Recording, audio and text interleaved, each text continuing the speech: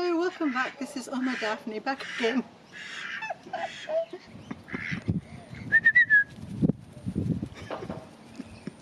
Another story time with my little friend Pip. Would you like to say hello, Pip? Pip likes to say hello. Pip's a lovely little girl who's keeping me company while I'm doing the reading today, aren't you, Pip? Yes, you are.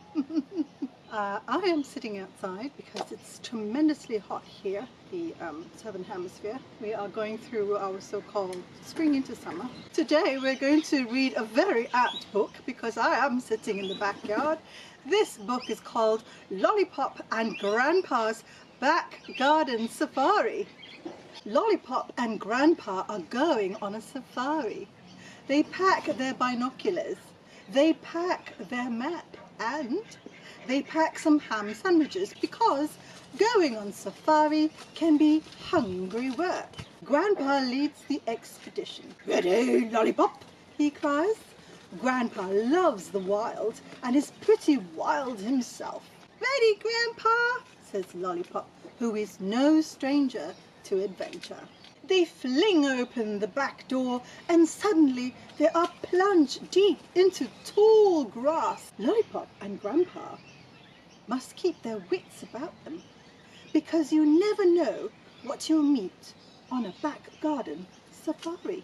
Immediately they spot their first big animal. Emerging from the waters of the fish pond to sun itself, it's a crocologus. "Look out, Lollipop," says Grandpa.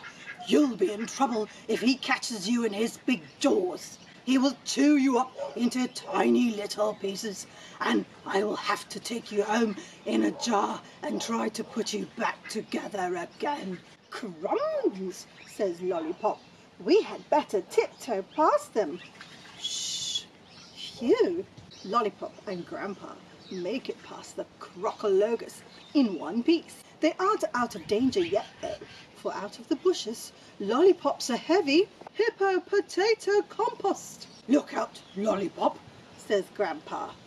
"You'll be in trouble if he sits on you. He'll squish you so flat I will have to roll you up like a carpet and carry you home over my shoulder." "Crumbs," says Lollipop. "We had better tiptoe past them." "Shh, phew." But what's this? They almost step straight onto a slippery snake pipe. "Look out, Lollipop," says Grandpa. "You'll be in trouble if he takes a liking to you. He will wrap himself around you so I can only see your head and feet.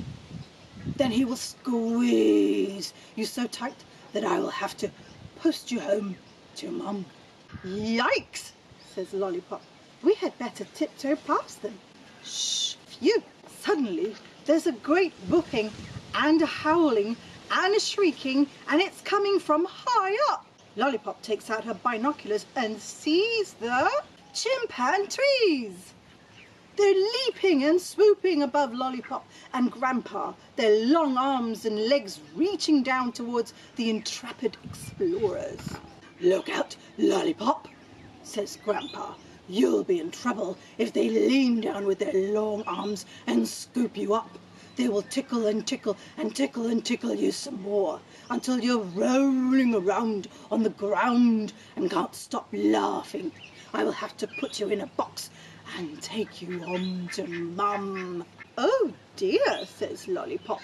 "We'd better tiptoe past them." "Shh, phew." By this time, Lollipop and Grandpa are feeling hungry, so they decide to get out their ham sandwich picnic. They haven't taken more than a couple of bites when Grandpa freezes. "Look out, Lollipop," he says. "Look over there." Lollipop turns and makes a gasping sound, followed by a gulp. It's the king of the jungle himself, the ferocious, the fearless, and the very hungry-looking clothes lion. Grandpa whispers to Lollipop, "You'll be in trouble. If he pounces on you, he will..." But Lollipop has frozen to the spot and isn't listening. At that moment, the clothed lion's head spins round to see them, and then he lets out the most almighty roar. It almost blows Lollipop right off her feet, and it more than ruffles Grandpa's nose hair. Ooh. Run for it, Lollipop, yells Grandpa, already halfway up the path. They run back past the whooping, howling chimpan trees. They leap over the slippery snake pipe. They dodge past the heavy hippopotocompost. And they spring over the open jaws of the crocolocus. Lollipop and Grandpa reach the house just in the nick of time. Phew, says Grandpa. We were almost mincemeat then. Maybe we had better stick to playing indoors, says Lollipop. It's much safer in here. Roar! The end. Thank you once again for joining me in the reading of the story of Lollipop and Grandpa's back garden safari. I hope you have enjoyed it as much as I have reading it to you. And just remember, the garden is just out back, and there's just so many things for you to explore. So until we meet again in the next reading, take care of yourselves. Big love to everybody. Peace unto you. Yeah, quackies. You're just a bunch of quackers.